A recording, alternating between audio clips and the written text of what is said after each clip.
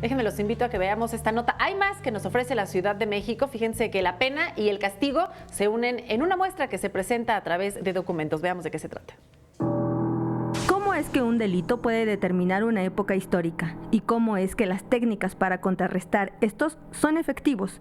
Esto es lo que busca poner sobre las paredes la exposición La propagación del mal en el Centro Cultural de España. Que empezamos a buscar una forma de poder contar más allá de caer como en victimizaciones o en lugares comunes sobre lo que es la justicia en este país, que todo el mundo conoce como los vicios del sistema penal y del sistema penitenciario. Por medio de 5 salas, la exposición muestra evidencia en fotografías cómo se ha creído que la maldad proviene de personas con ciertas características físicas.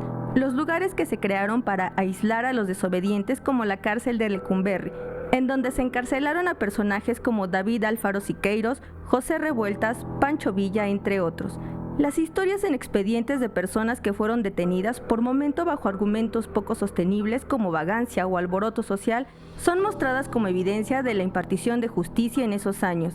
Las cartas de un interno retratan la vida diaria dentro de un penal y la añoranza de la libertad.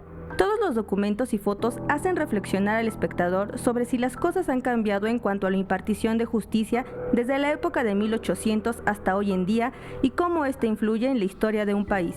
Todo surge de la pregunta de cómo es que un delito puede determinar una época histórica, ¿no? Entonces, como a partir de esa pregunta es que nos servimos como en la historia, ¿no? Para poder contar como una historia que pues obviamente no es objetiva, pero que trata de llevar al espectador por hechos. Como parte de esta exposición, que estará abierta al público hasta el 25 de febrero, se llevarán a cabo actividades paralelas. Para conocer sobre ellas, puede consultar la página del Centro Cultural de España.